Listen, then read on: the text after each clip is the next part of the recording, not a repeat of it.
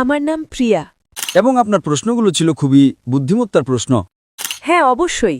MashaAllah, khalas. So if you believe, আপনি কি শাহাদা আরবিতে বলতে চান?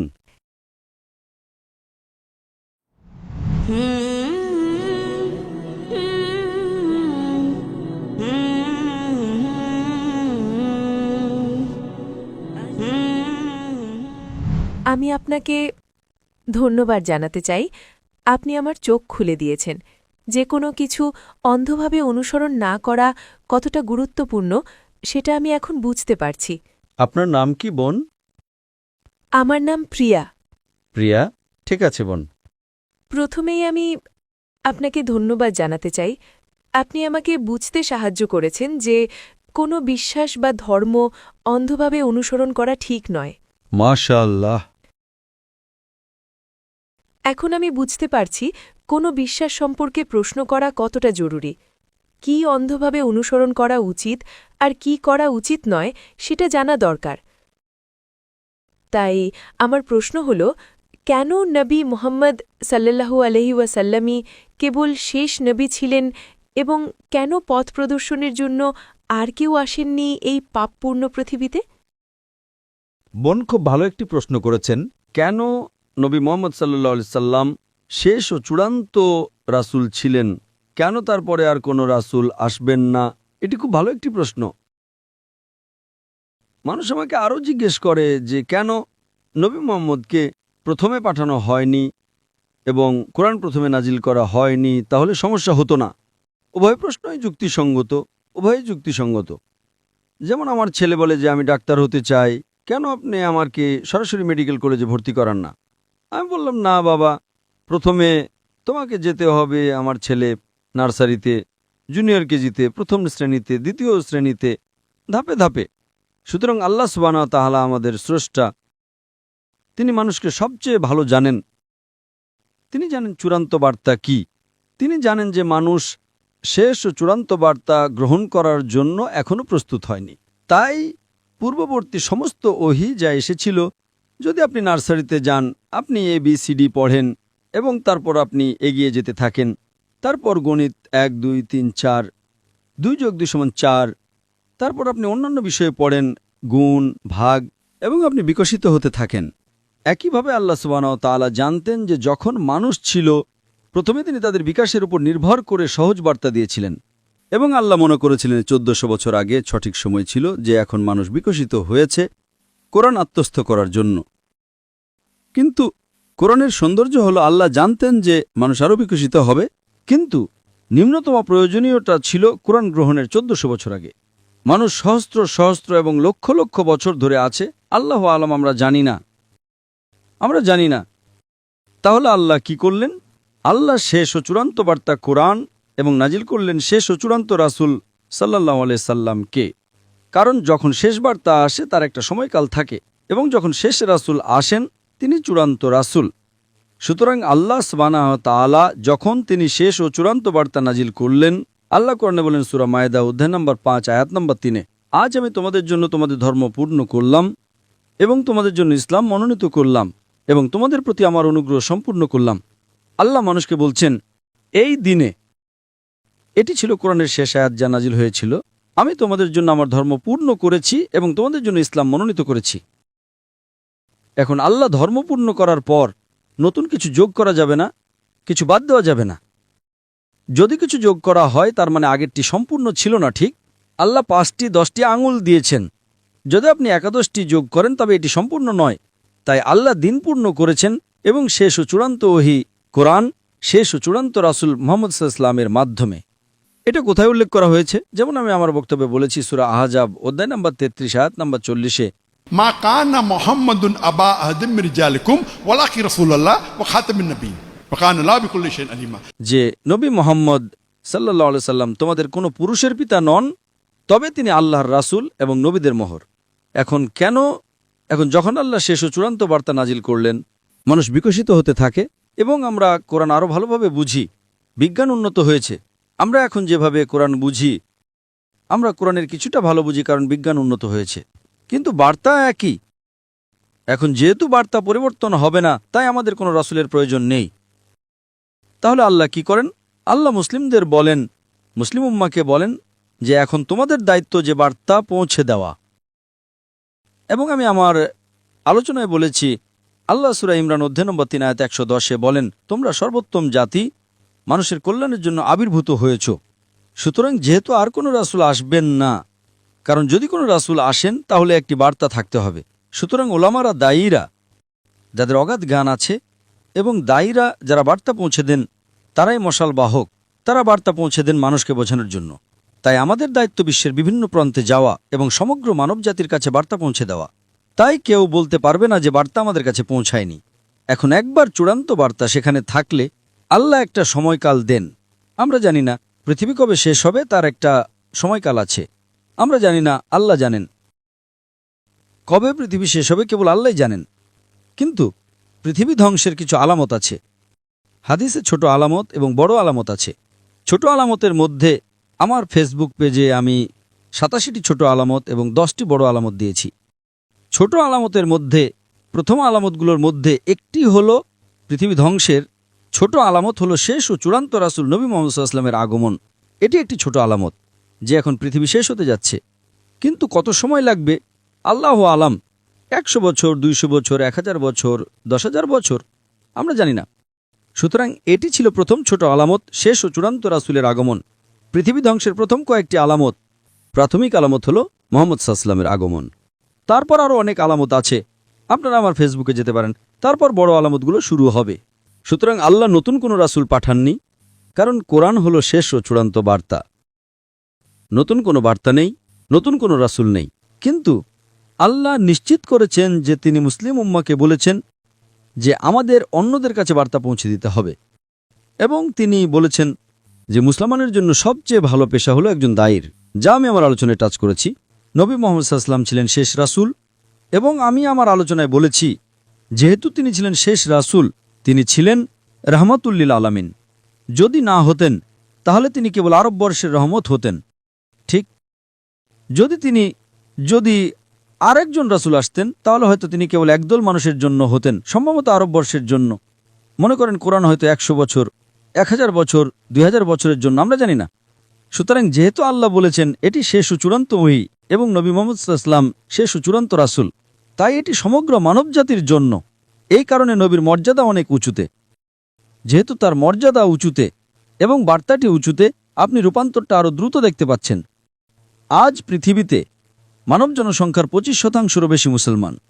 আজ পৃথিবীতে সবচেয়ে অবহেলিত মানুষ হলো মুসলমানরা। পৃথিবীতে সবচেয়ে বেশি টার্গেট করা মানুষ হলো মুসলমানরা। সবচেয়ে বেশি সমালোচিত মানুষ হলো মুসলমানরা। সবাই আমাদের বিরুদ্ধে, তবুও বার্তা পৌঁছে যাচ্ছে। এটি শেষ সময় বোন। সুতরাং যেহেতু এটি শেষ সময়, তাই নতুন আর কোনো রাসূল আসবেন না। কিন্তু বার্তার শক্তি এতই প্রবল, এটি বিশ্বের অনেক মানুষকে অন্তর্ভুক্ত করছে। আগের যারা ধর্মগ্রহণ করেছিল, খ্রিস্টান ধর্ম ইত্যাদি, তারা কেবল নামমাত্র ছিল।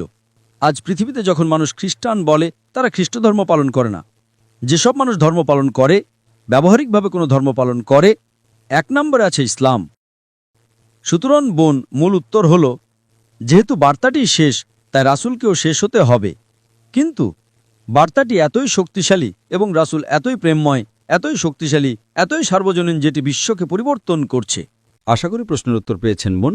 আপনাকে অনেক ধন্যবাদ। আর কোনো প্রশ্ন আছে বোন? হ্যাঁ, স্বাগতম। শুকরান। আমার শুধু শেষ প্রশ্ন আছে, কেনই বা আল্লাহ এই পৃথিবী সৃষ্টি করলেন আর আমাদের এই পরীক্ষার মধ্যে ফেললেন, যখন তাকে এটি শেষ করতে হবে, পৃথিবীকে আবার শেষ করতে হবে? বোন আরেকটি গুরুত্বপূর্ণ প্রশ্ন করেছেন যে আল্লাহ কেন এই পৃথিবী সৃষ্টি করলেন এবং কেন আমাদের এই পরীক্ষার মধ্যে ফেললেন যদি তাকে এটি শেষ করতে হয়। এই প্রশ্নের উত্তর দেওয়া হয়েছে সূরা যারিয়াত অধ্যায় নম্বর 51 আয়াত নম্বর 56। ওয়ামা খালাকতুল জিন্না ইল্লা লিয়াবুদুন ওয়ামা খালাকতুল জিন্না ওয়াল ইনসা ইল্লা লিয়াবুদুন। আমি জিন ও মানুষকে সৃষ্টি করেছি কেবল আমার ইবাদত করার জন্য। এই জীবন বোন পরকালের জন্য একটি পরীক্ষা। আল্লাহ কোরআনে সূরা মুলক অধ্যায় 67 আয়াত নম্বর 2 বলেন, আল্লাযী খালাকাল মাউতা ওয়াল হায়াতা। তিনি মৃত্যু ও জীবন সৃষ্টি করেছেন পরীক্ষা করার জন্য যে তোমাদের মধ্যে কর্মে কে উত্তম। সুতরাং এই জীবন বোন পরকালের জন্য একটি পরীক্ষা। যেমন আপনি একজন শিক্ষককে জিজ্ঞেস করছেন, কেন আপনি পরীক্ষা নিচ্ছেন? পরীক্ষায় বোন কিছু লোক পাশ করে, কিছু লোক ফেল করে, ঠিক? সুতরাং যদি আপনি শিক্ষকের নির্দেশিকা অনুসরণ করেন আপনি পাশ করবেন, যদি অনুসরণ না করেন আপনি ফেল করবেন। সুতরাং শিক্ষক পরীক্ষা করছেন কে পাশ করার যোগ্য। সুতরাং আল্লাহ সুবহানাহু ওয়া তাআলা যেমন কোরআনে উল্লেখ করেছেন, জিজ্ঞেস করেছিলেন কে এই পরীক্ষা দিতে ইচ্ছুক। আল্লাহ কোরআনে বলেন, আমরা মানুষরা বোকা ছিলাম এটি গ্রহণ করার জন্য, পাহাড়গুলো কেঁপে উঠল, আমরা গ্রহণ করব না। তাই আল্লাহ বলেন, কে এই পরীক্ষা দিতে ইচ্ছুক। অবশ্যই আপনি এবং আমি মনে রাখি না, ঠিক? আপনি আর আমি মনে রাখি না বিচারের দিন, আবার আমরা মনে করব। তাই আল্লাহ কোরআনে বলেন যে পাহাড়গুলো কেঁপে উঠল, আমরা না, আমরা মানুষটা বোকা ছিলাম যারা চ্যালেঞ্জটি গ্রহণ করেছিলাম। যদি আপনি পাশ করেন আপনি ফেরেশতাদের চেয়ে উঁচুতে পরিণত হন। আপনি জানেন ফেরেশতারা আল্লাহর সৃষ্টি, যারা আল্লাহ যা বলেন সব অনুসরণ করে, তাদের কোনো বিকল্প নেই। সুতরাং যদি তাদের কোনো বিকল্প না থাকে, তারা বিরুদ্ধে যেতে পারে না, তাহলে আল্লাহকে অনুসরণ করার মাহাত্ম্য কি? তারা ভালো। সুতরাং যদি মানুষকে আল্লাহর অবাধ্য হওয়ার বা আল্লাহর আদেশ পালন করার বিকল্প দেয়া হয়, আমাদের স্বাধীন ইচ্ছা আছে। যদি আমরা আল্লাহর আদেশ পালন করি স্বাধীন ইচ্ছে দেওয়ার পরও, তবে আমরা ফেরেশতাদের চেয়ে উঁচুতে পরিণত হই। যদি পালন না করি আমরা নিচে যাই। তাই আল্লাহ আমাদের জিজ্ঞেস করলেন, তোমরা কি সেই পরীক্ষা দিতে চাও যেখানে অন্যরা সবাই মুসলিম, গাছ মুসলিম, পাহাড় মুসলিম, তারাওরা মুসলিম? মুসলিম মানে যে নিজের ইচ্ছাকে ঈশ্বরের কাছে সমর্পণ করে, তাদের স্বাধীন ইচ্ছে নেই, কেবল জিন এবং মানুষের স্বাধীন ইচ্ছা আছে। সুতরাং যদি আপনার স্বাধীন ইচ্ছে থাকে এবং আপনি আল্লাহর অবাধ্য হন, আপনি জাহান্নামে যান। যদি আদেশ পালন করেন আপনি সর্বোচ্চ উচ্চতে পরিণত হন। যদি ব্যর্থ হন, তবে আমরা ছিলাম সেই মানুষ যারা বলেছিলাম আমরা পরীক্ষা দিতে চাই। সুতরাং আল্লাহ সুবহানাহু ওয়া তাআলা একটি নতুন সৃষ্টি তৈরি করলেন, মানুষ যাদের নিজস্ব স্বাধীন ইচ্ছে ছিল, এবং আমরা এটি বেছে নিয়েছিলাম। এখন বোন আমরা পরীক্ষার মধ্য দিয়ে যাচ্ছি, এবং পথপ্রদর্শক হল কোরআন। মানুষের নির্দেশিকা ম্যানুয়াল হল কোরআন। যখন আপনি কোনো পরীক্ষায় অংশ নেন তখন একটি পাঠ্যপুস্তক থাকে, ঠিক? পরীক্ষার পাঠ্যপুস্তক হল কোরআন, আর কোরআনের নির্দেশিকা হল সহিহ হাদিস। সুতরাং বোন আমরা এই পৃথিবীতে একটি পরীক্ষার মধ্য দিয়ে যাচ্ছি, পরকালের জন্য পরীক্ষা, এবং সেই কারণেই আমরা উচ্চ নম্বর পাওয়ার চেষ্টা করছি। যদি আমরা পাই, আমরা পাশ করি, আমরা জান্নাতে যাব। যদি আমরা ফেল করি আমরা জাহান্নামে যাব। সেই কারণে আমরা বলি যে শুধু ৫ নম্বর পাওয়ার জন্য ন্যূনতম জিনিস হল এক ঈশ্বরে বিশ্বাস করা, এবং বিশ্বাস করা নবী মুহাম্মদ সাল্লাল্লাহু আলাইহি ওয়াসাল্লাম ঈশ্বরের বার্তাবাহক। অন্তত আপনি প্রবেশ করেন, যদি আপনি স্কুলে প্রবেশ করেন অন্তত আপনার পাশ করার সম্ভাবনা থাকে, এবং তারপর আপনি হয়তো দ্বিতীয় শ্রেণী, প্রথম শ্রেণী ডিস্টিংশন পেতে পারেন, কিন্তু অন্তত আপনাকে প্রবেশ করতে হবে। বোন আপনি কি বিশ্বাস করেন ঈশ্বর একজন? হ্যাঁ, আমি করি। আপনি কি বিশ্বাস করেন নবী মুহাম্মদ ঈশ্বরের বার্তাবাহক? হ্যাঁ, আমি করি। আপনি কি বিশ্বাস করেন মূর্তি পূজা ভুল? হ্যাঁ, অবশ্যই। MashaAllah, khalas. So if you believe,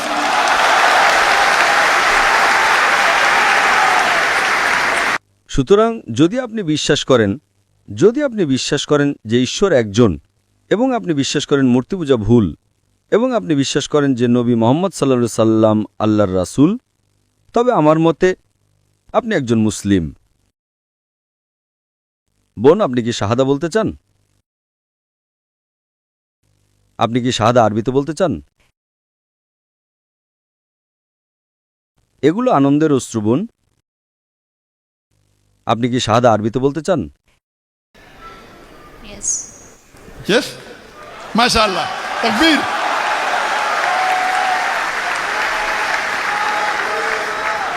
আশা করি কেউ আপনাকে জোর করছে না বোন। না। আপনি নিজ ইচ্ছায় গ্রহণ করতে চান। হ্যাঁ। সুতরাং নিশ্চিতভাবেই আপনার ইসলামের ব্যাপারে যথেষ্ট কিছু জ্ঞান থাকতে পারে। হ্যাঁ, আমার আছে। মাশাআল্লাহ বোন, আমি শুধু এটি আরবিতে বলবো আর আপনি তা পুনরাবৃত্তি করতে পারেন বোন। Ashhadu Ashhadu Allah. Allah Have the microphone close, please. Allah Ashhadu Ashhadu Allah Allah ilaha ilaha illallah illallah wa ashhadu wa ashhadu anna anna Muhammadan Muhammadar abduhu abduhu wa rasuluhu. wa rasulullah. আমি সাক্ষ্য দিচ্ছি যে আমি সাক্ষ্য দিচ্ছি যে কোনো উপাস্য নেই কোনো উপাস্য নেই আল্লাহ ছাড়া, আল্লাহ ছাড়া, এবং আমি সাক্ষ্য দিচ্ছি যে নবী নবী মুহাম্মদ মুহাম্মদ হলেন রাসূল হলেন রাসূল এবং আল্লাহর বান্দা।